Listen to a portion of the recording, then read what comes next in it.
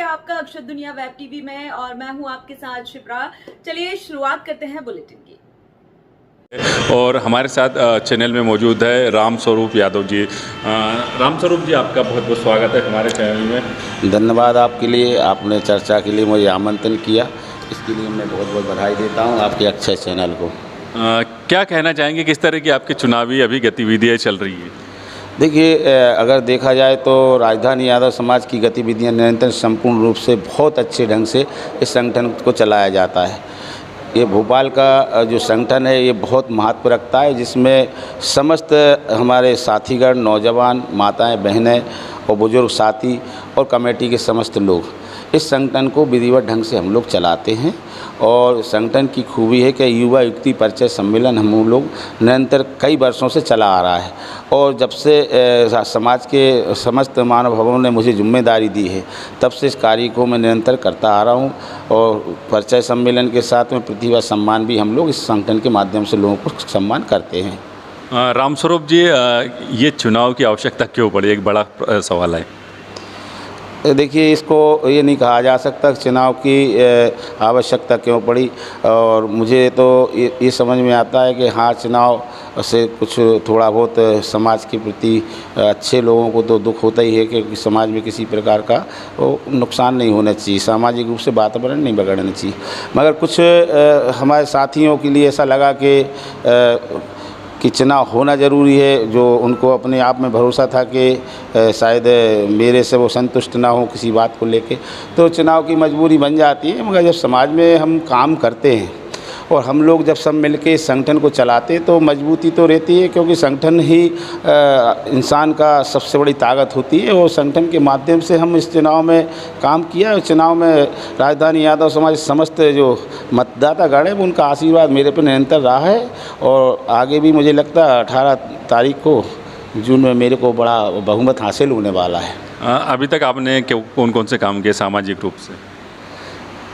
अभी तक तो जो काम हुआ है वो हम सब लोगों ने मिलकर काम किया है। जैसे कि राजधानी यादव समाज की एक लंबे समय से भूमि पर काबिज नहीं थी राजधानी यादव समाज, उस भूमि पर हम लोग काबिज हुए हैं। दूसरी बात ये है कि भगवान श्री राधा कृष्ण मंदिर का निर्माण का कार्य भी हम लोगों ने किया है।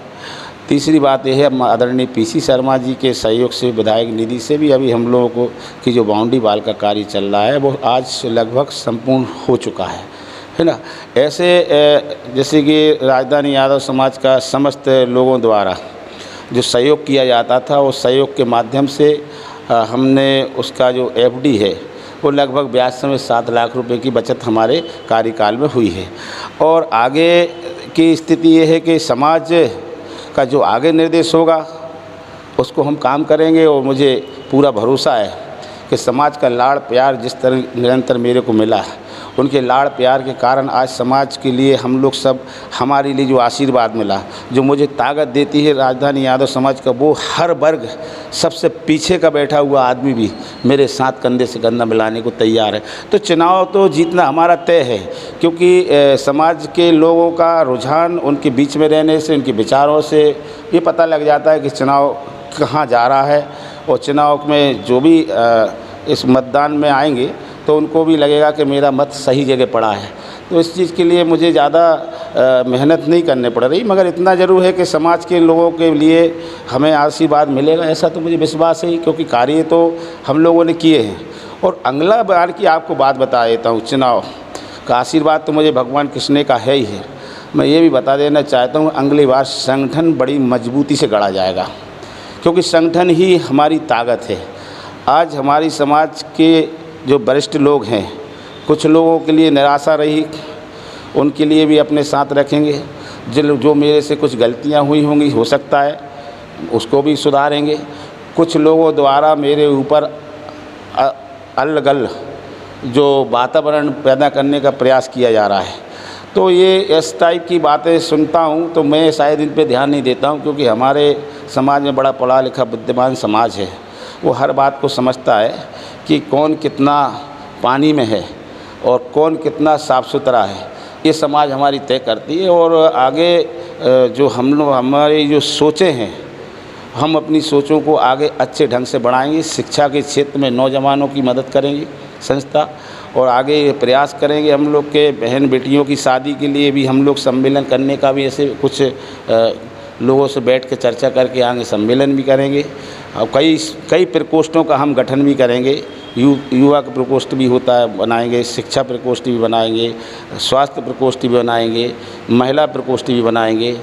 और जो एक बाल सेना भी इसमें तैयार की जाएगी, जो कि सामाजिक रूप से उन बच्चों के लिए समाज के प्रति भाव रखे और सामाजिक रूप से बच्चे बन सके, ऐसी हम लोगों की सोच होगी। मैं तो ये भी कहूँगा कि आगे चल के अगर हमारे सभी नेतागण हैं, चाहे वो भाजपा से हो, कांग्रेस से, वो सब हमारे साथ रहेंगे और सब लोग मिलके हम इस संगठन को आगे बढ़ाएंगे। और राजधानी यादव समाज का शुरू से ही विकल्प रहा कि किसी के साथ बदले की भावना से हम लोग काम नहीं करते। और हमारा जो भी प्रतिनिधि या प्रतिबंधी हमारे सामने खड़ा है उसका भी हम सम्मान करेंगे। वो भी तो हमारा साथी है, हमारे परिवार का सदस्य है। चुनाव की बात चुनाव तक रहती है, व्यक्तिगत बात किसी से हमारा भेदभाव नहीं है। इसको निष्पक्षता से चुनाव अधिकारी जी को जिम्मेदारी दी है, पूरी टीम को जिम्मेदारी दी है। चुनाव विधिवत ढंग से होंगे। और आगे तो भगवान कृष्ण जी ने जो मुझे सुदर्शन चक्र का जो मुझे सिंबल आवंटन हुआ है, मुझे पूरा विश्वास है कि समाज मेरा मनोबल बढ़ाएगी और भारी बहुमत से मुझे विजय बजाएंगे। ऐसा मुझे ईश्वर की कृपा मेरे पे रहेगी। क्या अपील है आपकी? मेरी समाज से यही अपील है कि आप काम देखकर वोट देना। अगर मेरे द्वारा किसी प्रकार की किसी ठेस पहुँची है तो उसके लिए मैं क्षमा याचना करता हूँ, मगर हमारा उद्देश्य किसी को बदले की भावना या किसी को नीचे दिखाने का नहीं है। हमारा उद्देश्य है कि हमारे संगठन को आगे कैसे लाया जाए, हमारी माता बहनों की रक्षा सुरक्षा कैसे की जाए, सबसे पिछड़े हुए आदमी को आगे कैसे लाया जाए, शिक्षा के क्षेत्र में किसकी जो उनकी हम कैसे मदद कर सकते। ये हमारी आज स्थिति ये है कि मृत्यु भोज है, उसमें प्रतिबंध लगाने का भी हम लोग कार्य कर रहे हैं। कोशिशें निरंतर हमारी जारी हैं। हम लोग इस चीज़ को लेके चलते। एक तो आप देखते हैं कि किसी के घर में गमी हो जाती है, इसके बाद क्या होता है कि उस परिवार का तेर भी करता है। तो पारिवारिक हानि तो है ही है, पर इसके साथ में जो हानि होती है वो धन की हानि होती है, जिसके कारण हमारा परिवार टूट जाता है। क्योंकि उन प्रथाओं को तोड़ के हम एक नई प्रथा लाएँ कि केवल गंगा जली की पूजन होना चाहिए। जो भी वो छोटे मोटे संस्कारिक पूजाएं होती वो होना चाहिए। प्रसाद के माध्यम से हमारे इस कार्यक्रम करना चाहिए। तो दर्शकों, ये थे हमारे साथ राम स्वरूप यादव जी, जो राजधानी यादव समाज के जो चुनाव होने वाले हैं उसमें ये भी हिस्सा ले रहे हैं। चैनल की ओर से इनको बहुत बहुत शुभकामनाएं। मुझे दीजिए इजाज़त, फिर किसी नए मेहमान के साथ। भोपाल की ताज़ा खबरों के लिए हमारे YouTube चैनल को लाइक करें और सब्सक्राइब करें। धन्यवाद।